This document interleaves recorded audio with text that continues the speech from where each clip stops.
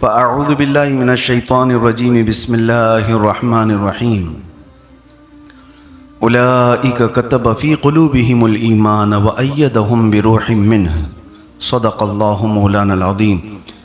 بارگاہ رسالت معاب صلی اللہ علیہ وسلم میں درود پاک کا ہدیہ پیش کریں۔ اللہم صلی علی سیدنا محمد معدن الجود والکرم وآلہ واصحابہ الکرام وابنہ الکریم وبارک وسلم صلاة دائمة سرمدا ابدا۔ پھر کے گلی گلی تباہ ٹھوکریں سب کی کھائی کیوں، دل کو جو عقل دے خدا تیری گلی سے جائے کیوں، جان ہے عشق مصطفیٰ روز فزوں کرے خدا، جس کو ہو درد کا مزہ ناز دوا اٹھائے کیوں۔ عزیزان گرام وقار، آج پوری دنیا ایک ایسے عاشق صادق کی لکھے ہوئے کلام سے محظوظ ہو رہی ہے جس کو ہم امام اہل سنت مجدد دین و ملت امام احمد رضا خان نور اللہ مرقدہ کے نام سے یاد کرتے ہیں۔ اللہ تعالیٰ کا یہ بر صغیر کے مسلمانوں پر بڑا احسان ہے، بہت بڑا احسان ہے۔ نبی کریم صلی اللہ تعالیٰ علیہ وسلم کی یہ خاص عنایات ہیں۔ میں یہ سمجھتا ہوں میرے عزیزو کہ اس وقت میں انہوں نے بیڑا اٹھایا اعلیٰ حضرت امام احمد رضا خان ہیں، جس وقت امت کی نیا بھنور کے شکار ہو چکی تھی۔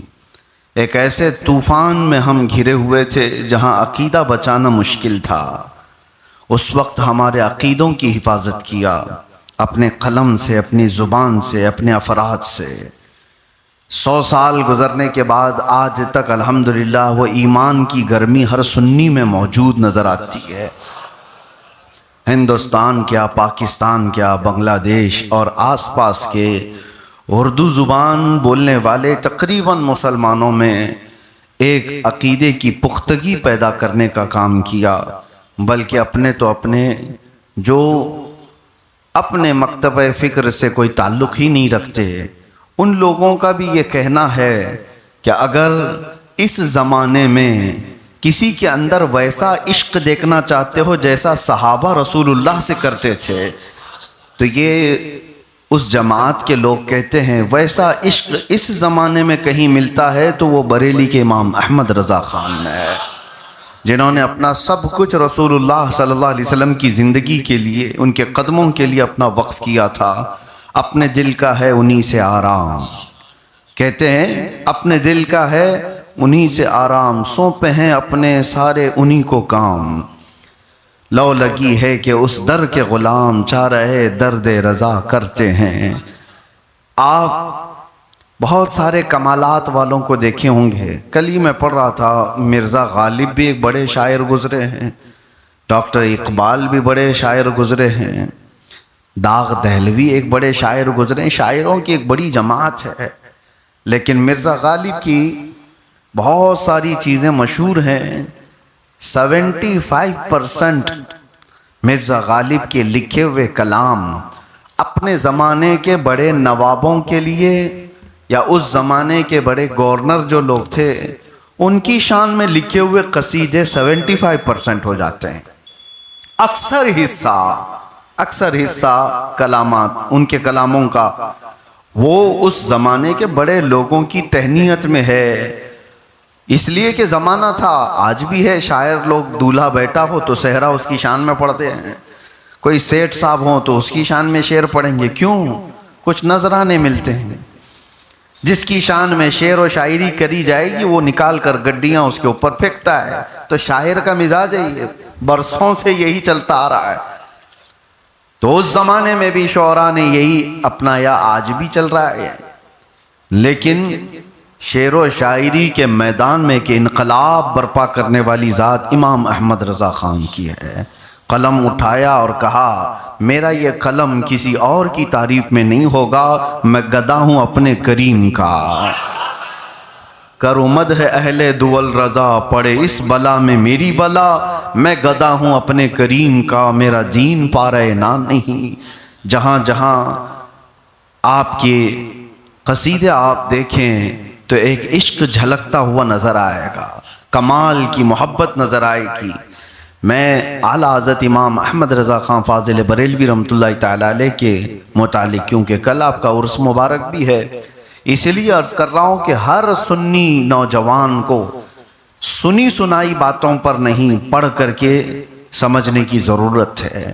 پھیلی ہوئی باتیں بہت ہیں دونوں طرف سے، سنیوں میں بھی دیوبندیوں میں بھی بہت ساری باتیں پھیلی ہوئی ہیں، اور اکثر کا خیال یہ ہے کہ یہ باتیں ایسی جو پھیلی ہیں یہی ہوگا، اس جماعت میں کچھ اور باتیں پھیلی ہیں، اس جماعت میں کچھ اور باتیں پھیلی ہیں۔ میں دعوت فکر دیتا ہوں، اللہ تعالیٰ نے اگر عقل اور سلیقہ عطا کیا ہے تو پہلے پڑھو اور پھر سمجھو کون کیا کہہ رہا ہے، اس سے نہیں۔ کچھ سنی جو ہوں گے وہ بہت بڑا چڑھا کر کے بھی بول رہے ہوں گے، غلط باتیں بھی کہہ رہے ہوں گے، ہوتا ہے جذبات میں بہت سارے لوگ چوہے کو شیر کہہ رہے ہوں، زمین کو آسمان کہہ رہے ہوں، چونٹی کو ہاتھی کہہ رہے ہوں، یہ مبالغہ آرائیاں بھی ہوتی ہیں، اور کبھی دشمنی میں بھی آدمی یہی کام کرتا ہے، بہت چھوٹی سی چیز ہو رہی ہوگی لیکن اس کو بہت بڑا چڑھا کر کے بول رہا ہوتا ہے، تصویر کچھ اور ہوگی اس کا بیان کچھ اور کر رہا ہوگا۔ تو دونوں، اسی لیے میں کہتا ہوں صاف نظری کے ساتھ جو اعلیٰ حضرت کو پڑھے گا ایسا ہو ہی نہیں سکتا کہ اس کے عشق رسول نظر نہ آئے۔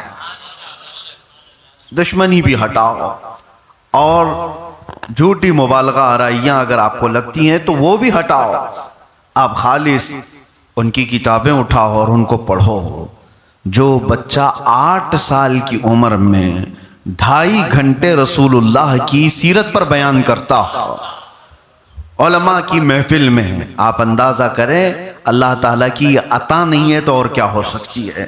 آپ کو پتا ہے صرف 14 سال کی عمر میں وہ مفتی ہو چکے تھے اور پہلا فتویٰ انہوں نے لکھا ہے۔ 14 سال کی عمر میں تو ابھی بچے کھڑے ہونے کے قابل بھی نہیں نظر آتے ہمارے، اور وہ 14 سال کی عمر سے فتویٰ نویسی شروع کر چکے تھے۔ ان سے سوالات امت کے حالات پر کیے جاتے اور وہ تشفی بخش دلائل کے ساتھ جواب لکھ رہے تھے، اور یہی کام انہوں نے اپنی زندگی کے آخری وقت تک کیا، جس کی بڑی شاہکار ہمارے سامنے فتاوی رضویہ کی شکل میں 30 بڑی جلدوں کے ساتھ موجود ہے۔ زندگی بھر انہوں نے جو لکھا، لیکن سب سے بڑا کردار میرے عزیزو، آپ کو ایک بات میں بتاتا ہوں، ان کے بہت سارے کمالات بیان کیے جاتے ہیں۔ اللہ نے غضب کی ذہانت دی تھی، بہت مضبوط حافظہ، ایک بار جو دیکھ لیا اس کو کبھی نہیں بھولتے، اور یہ بھی پتہ نہیں رہتا کہ کب پڑھتے تھے۔ پوری دنیا میں آج قرآن کے معنی قرآن کے ترجمے کے لیے اوتھینٹک ترجمہ کنز الایمان کی شکل میں مشہور ہے، ہر سنی کے گھر میں ہونا بھی چاہیے۔ یہ ترجمہ قرآن کا اعلیٰ حضرت کا کیا ہوا ہے، کنز الایمان۔ اس میں ایمان کا خزانہ ہے ہی، لیکن میں آپ کو بتاؤں ایسا اوتھینٹک ترجمہ جس میں غلطیاں ڈھونڈنے کے لیے دوربین لگا کر کے لوگ بیٹھے رہے اور نکالنے کی کوشش کرتے رہے۔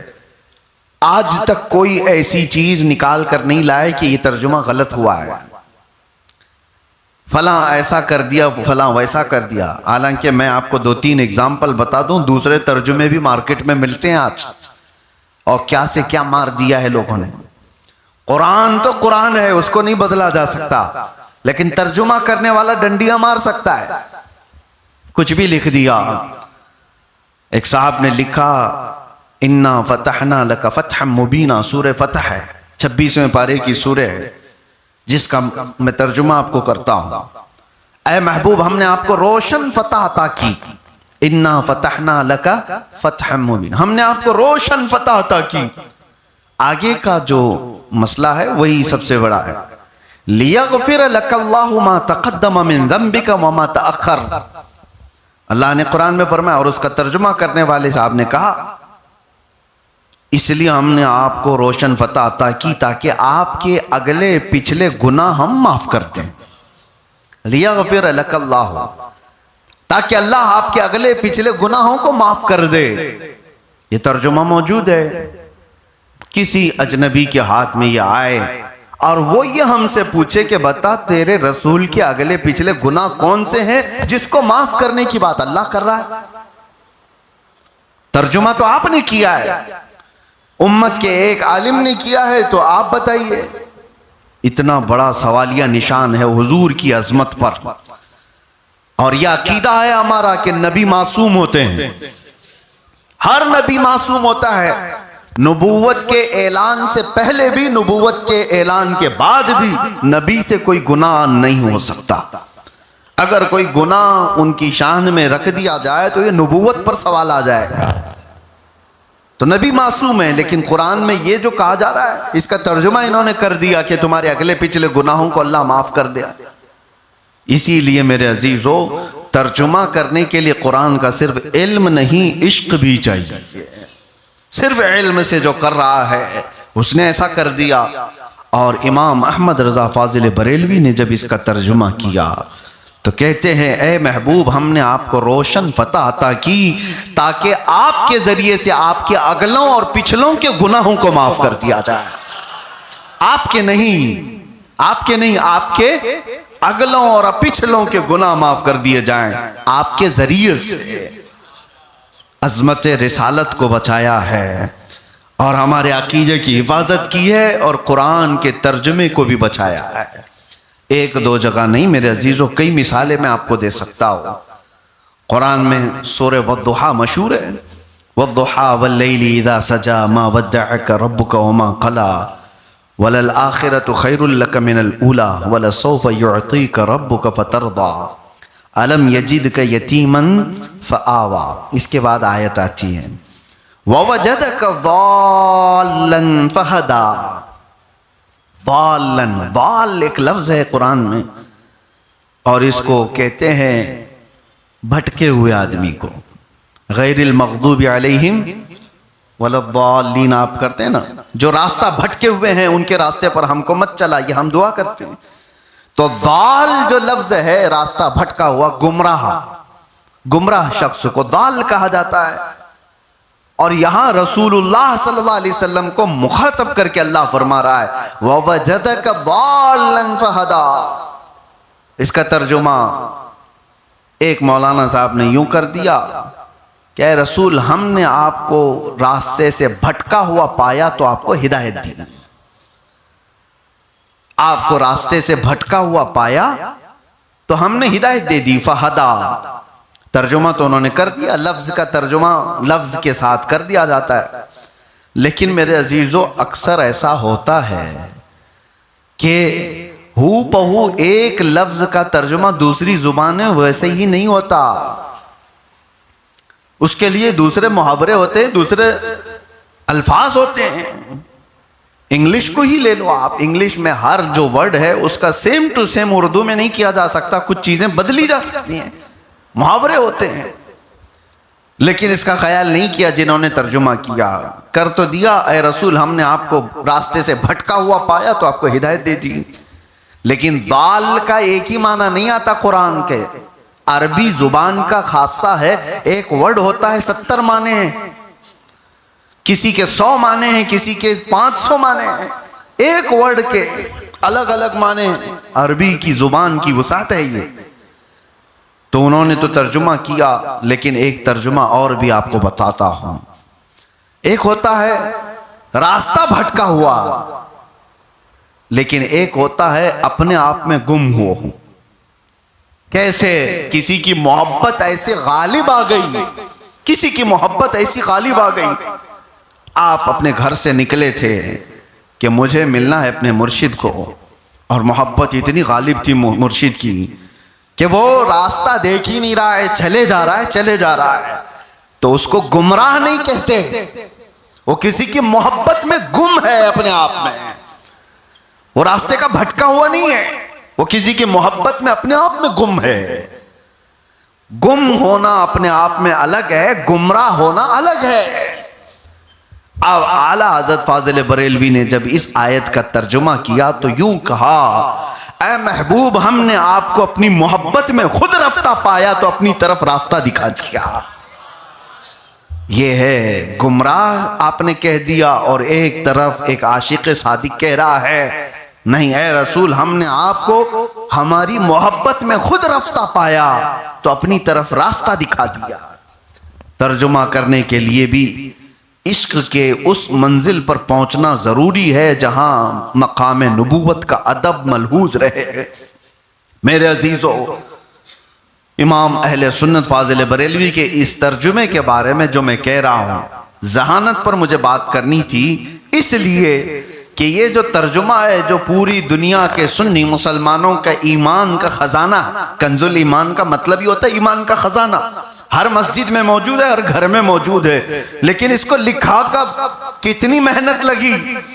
ان کے شاگرد رشید مولانا امجد علی صدر الشریعہ رحمۃ اللہ تعالی علیہ فرماتے ہیں، ہم فتویٰ لکھتے تھے، اعلیٰ حضرت کے شاگرد ہیں، ایک بار میں نے ذکر کیا اعلیٰ حضرت سے کہ حضور قرآن کے ترجمے کی بھی بہت سخت ضرورت ہے، آپ ترجمہ بھی فرما دیں۔ اعلیٰ حضرت نے فرمایا مولانا وقت نہیں رہ گیا، بہت کم رہ گیا ہے، فتویٰ نویسی، کتابوں کی تصنیف و تعلیف، بہت ساری چیزوں میں وقت نکل جاتا ہے، وقت بہت کم رہ گیا۔ پھر بھی کہا آپ کی یہ خواہش ہے تو اس کا احترام کیا جائے گا، ایک کام کریں، روزانہ دوپہر کے کھانے کے بعد جو سنت ہے قیلولہ کرنا، سونا، تھوڑی دیر سونا حضور کی سنت ہے، اعلیٰ حضرت کرتے تھے۔ دوپہر کے وقت جو قیلولہ کا وقت ہے میرا، بس وہی خالی رہ گیا ہے، ایک کام کریں آپ قلم کاپی لے کر کے روزانہ قیلولہ کے وقت آ جائیں، اتنے وقت میں یہ قرآن کا ترجمہ آپ کو کراتا رہوں گا۔ صدر الشریعہ فرماتے ہیں جس وقت اعلیٰ حضرت کے وہ تھوڑے دیر آرام کرنے کا وقت ہوتا تھا، آپ نے وہ وقت بھی ختم کیا اور اس وقت میں یہ قرآن کا ترجمہ روزانہ لکھاتے رہے، اور تھوڑے ہی دن گزرے تھے کہ کنز الایمان کی شکل میں ہمارے پاس ترجمہ آ گیا تھا۔ وہ قرآن کا ترجمہ کرنے کے لیے کتنی کتابیں، کتنی تفسیریں لے کر بیٹھنا ہوگا، لیکن وہ اپنے قیلولہ کے وقت قرآن کا ترجمہ کراتے رہے، اور اللہ نے ان کے قلم کو غلطیوں سے بھی محفوظ کر دیا۔ عزیزان گرامی وقار، یہ سب باتیں جو میں کہہ رہا ہوں، ان کا کمال، ان کا علم، ان کا تقوی، ان کی طہارت، ان کی ذہانت، یہ سب چیزیں یہ کسبی نہیں ہوتی، کمائی ہوئی نہیں ہوتی۔ ایسے ایسے آپ کو میں بتاؤں ذہانت کے ان کے قصے۔ ایک صاحب مولانا آئے کاکوروی صاحب، انہوں نے حضور صلی اللہ علیہ وسلم کی شان میں ایک معراج کا قصیدہ لکھا تھا، اور اس میں کاشی، گنگا جل سب کے ذکر موجود تھے۔ تشبیہ دینے کے لیے شاعر کہتا ہے کہ انہوں نے کچھ اشعار لکھے اور اعلیٰ حضرت کے پاس آئے اور کہا میں نے کچھ اشعار معراج کے واقعے پر لکھے ہیں حضور کی شان میں۔ تو اعلیٰ حضرت نے پہلا ہی شعر پڑھا، اس کے بعد رکھا، کہا کہ ٹھیک ہے بیٹھیں آپ، عصر کی اذان ہو گئی، کہا نماز پڑھنے کے لیے جاتے ہیں۔ عصر کی سنت پڑھی، اور عصر کی سنت اور فرض کے بیچ میں کتنا وقت ملتا ہے، اس میں اعلیٰ حضرت نے معراج کا قصیدہ لکھنا شروع کیا۔ فرض نماز ہو گئی اور اس کے بعد آئے، عصر کے بعد بیٹھے، کہا کہاں ہیں کاکوروی صاحب؟ ان کو بلایا گیا کہ آئیے، تو وہ اپنا قصیدہ لے کر آئے تھے۔ آپ نے کہا آپ رکھیے اور میرا سنیے۔ اعلیٰ حضرت نے اپنا لکھا ہوا سنانا شروع کیا۔ وہ سرور کشور رسالت جو عرش پر جلوہ گر ہوئے تھے، نئے نرالے طرب کے ساماں عرب کے مہمان کے لیے تھے، حضور خورشید کیا چمکتے چراغ منہ اپنا دیکھتے تھے، ضیائیں کچھ عرش پر آئیں کہ ساری قندیلیں جھلملائیں، حضور خورشید کیا چمکتے چراغ منہ اپنا دیکھتے تھے۔ اور کہتے ہیں معراج کا پورا واقعہ ایک شعر میں سمیٹ کر رکھ دیا، وہی ہے اول، وہی ہے آخر، وہی ہے ظاہر، وہی ہے باطن، اسی کے جلوے اسی سے ملنے اسی سے اس کی طرف گئے تھے، اسی کے جلوے اسی سے ملنے اسی سے اس کی طرف گئے تھے۔ اور یہ قصیدہ معراج 1 2 شعر 7 8 شعر 10 12 شعر کا نہیں، ٹوٹل 170 شعر کا تھا۔ 170 کے قریب اشعار آپ نے لکھ ڈالے، اور وہ بھی کتنے وقت میں؟ عصر کی سنت اور فرض کے بیچ میں۔ کون کرتا ہے؟ کس کا ذہن اتنا تیز دوڑتا ہے؟ اس طرح کے واقعات بے شمار ہیں۔ ایک صاحب اعلیٰ حضرت فاضل بریلوی رحمۃ اللہ تعالیٰ علیہ کے پاس اس مسئلے کو بھی لے کر کے آئے تھے. مشہور واقعہ ہے، علی گڑھ مسلم یونیورسٹی کے ایک بڑے پروفیسر تھے اور وہ میتھمیٹکس میں بہت ماہر تھے. ان کو ایک میتھس کا فنڈا سمجھ میں نہیں آ رہا تھا اور کئی لوگوں سے انہوں نے حل کرانے کی کوشش کی اور وہ جا رہے تھے لندن، آکسفورڈ، تاکہ وہاں کے پروفیسر سے اس مسئلے کو حل کرائیں. اس وقت وہاں پر اعلیٰ حضرت کے ایک شاگرد بھی موجود تھے، سید سلیمان بہاری. انہوں نے اپنے اس پروفیسر کی بے چینی کو دیکھا تو کہا کہ آپ اتنا لمبا سفر کرنے جا رہے ہیں. میں نے ہمارے استاد مولانا احمد رضا خان صاحب کو میتھس میں بہت ماہر دیکھا ہے، چلیں ان کے پاس بھی چل کر کے آپ کا یہ فنڈا رکھتے ہیں. وہ ہنس کر کے ٹھٹا مار کے کہنے لگے، میاں یہ مولانا لوگوں کا کام نہیں ہے، یہ ریاضی کا بڑا ٹف مسئلہ ہے، میتھمیٹکس کا. تو سید سلیمان صاحب نے فرمایا کہ ٹھیک ہے مولانا لوگوں کا مسئلہ نہیں ہے، لیکن آپ جس مولانا کی بات کر رہے ہیں وہ کوئی اور مولانا ہے. آپ ویسے بھی لندن جا رہے ہیں یا جرمنی جا رہے ہیں، خرچہ تو بہت زیادہ ہے. علی گڑھ سے بریلی کا خرچہ کتنا ہے، چلیں ایک بار اس کو دیکھ لیں، نہ ہو تو پھر آپ آگے کا سفر کریں. ان کے اصرار پر وہ پروفیسر آئے اور یہ بھی اس وقت آئے تھے جب شام میں عصر کا وقت ہو رہا ہے. اعلیٰ حضرت سے ملاقات کیا، ان کے شاگرد بھی تھے سلیمان بہاری رحمۃ اللہ تعالیٰ علیہ. انہوں نے کہا کہ ایک بڑا مسئلہ لے کر کے آئے ہیں اور آپ سے ملاقات کرنی ہے. تو اعلیٰ حضرت نے پوچھا بتائیں کیا مسئلہ ہے. تو انہوں نے کہا ایسے نہیں، بہت لمبا ٹائم لگے گا اس میں، آپ جلد بازی میں. تو کہا دیکھ تو لوں. انہوں نے کھولے اور تو کہا کہ یہ میتھس کا مسئلہ ہے. اعلیٰ حضرت نے انگلیاں رکھی، کہا اس کا اس سے، اس کا اس سے، اس کا اس سے، اس طرح سے ہو سکتا ہے، لیکن ابھی ہم نماز پڑھ کے آتے ہیں پھر بیٹھتے ہیں. اعلیٰ حضرت نماز کے لیے گئے. پروفیسر کہتے ہیں اعلیٰ حضرت نے انگلیوں سے جو کر کے بتایا تھا، ان کی نماز ہونے تک میرا تو مسئلہ ہی حل ہو چکا تھا اور میں حیرت میں تھا. ان کی نماز بھی ہو گئی. وہ آ کر کے بیٹھے دیکھتے رہے اور پوچھا کیا پروفیسر صاحب حل ہو گیا؟ کہا جو برسوں سے جس میں اٹکا ہوا تھا آپ کے اشاروں سے حل ہو چکا. یہ مت سمجھنا کبھی کہ ہر مولانا کو کہ دنیا کی کچھ نہیں جانتا. ہاں اب میں اصل خلاصے کی طرف آتا ہوں. کبھی ان کو میتھس میں ماہر دیکھا، کبھی ان کو علم نجوم میں بھی ماہر دیکھا. علم نجوم کیا ہوتا ہے؟ یہ ستاروں کا علم. آج لوگ صبح صبح اٹھ کر کے راشی دیکھ رہے ہوتے ہیں، یہ ہمارے علوم میں سے نہیں، لیکن دنیا آج اس کے پیچھے بہت پاگل ہے. صبح ہی اٹھتے ہی ان کو سٹار دیکھنے ہوتے ہیں، ستارہ دیکھنا ہوتا ہے. آج کون کہاں بیٹھا ہوا ہے، کس کو کیا کر رہا ہے، کس کو دیکھ رہا ہے.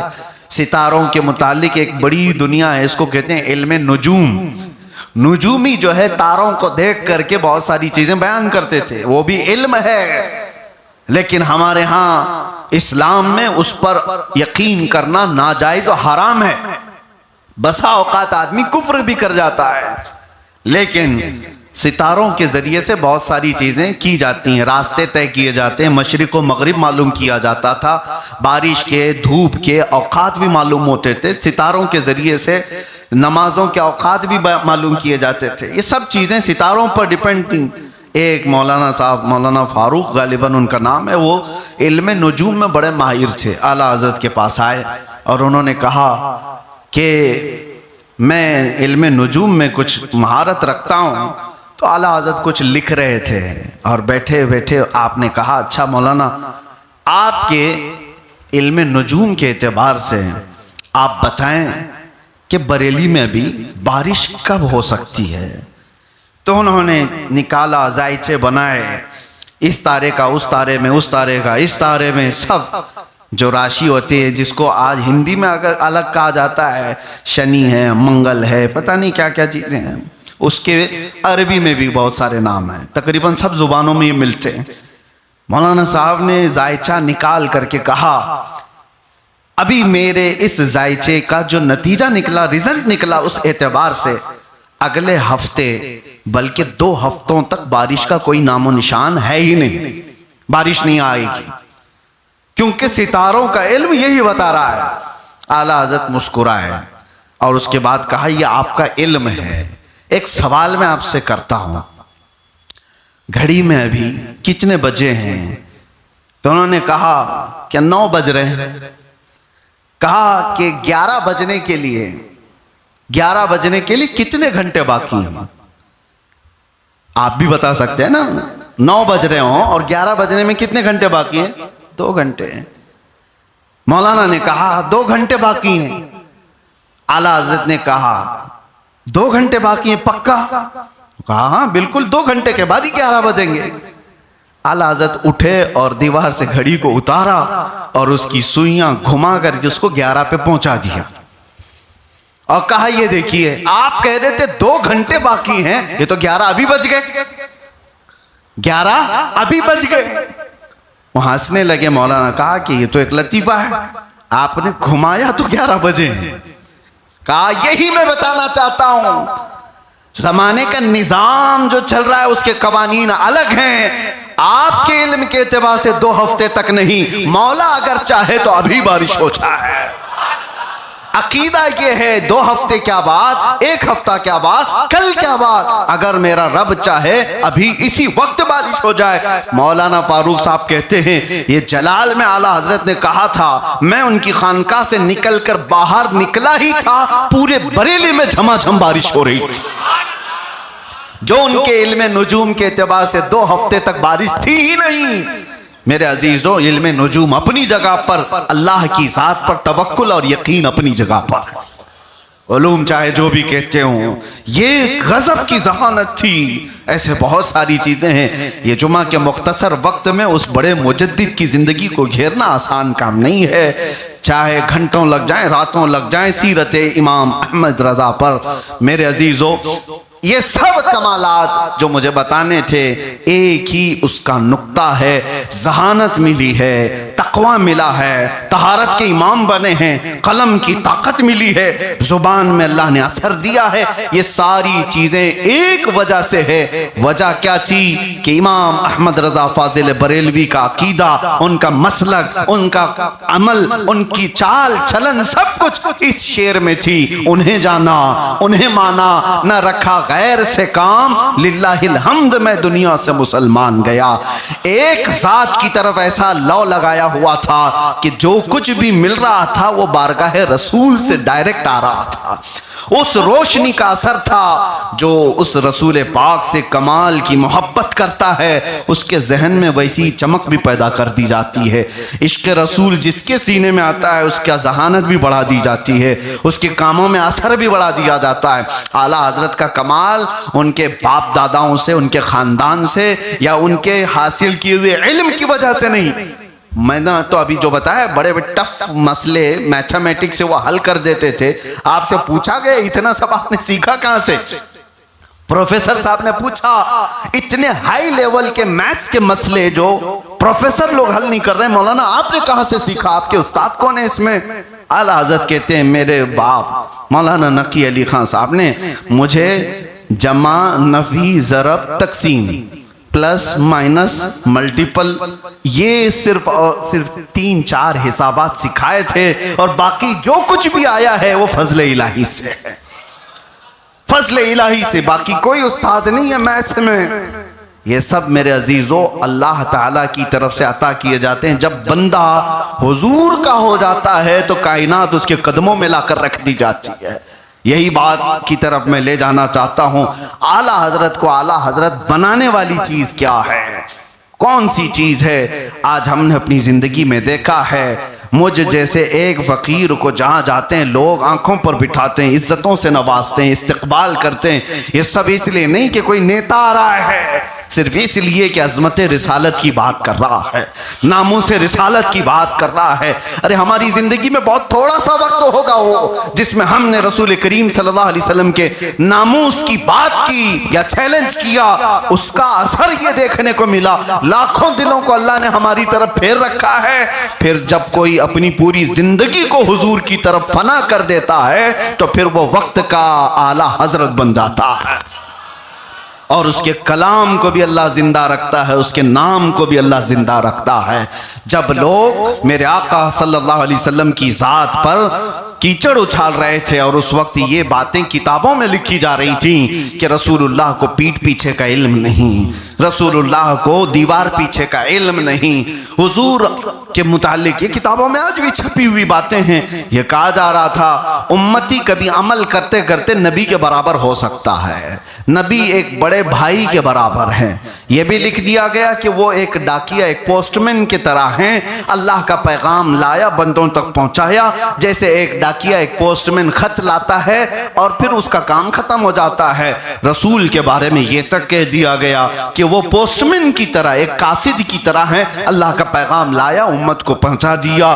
کسی نے کہا مر کر مٹی میں مل گئے معاذ اللہ، جیسے سارے لوگ مل جاتے ہیں۔ کئی ایسے خیالات، کئی ایسے یعنی واہیات کتابوں میں بکی جا رہی تھیں۔ اس وقت میرے عزیزو ایمان تزلزل کا شکار تھا۔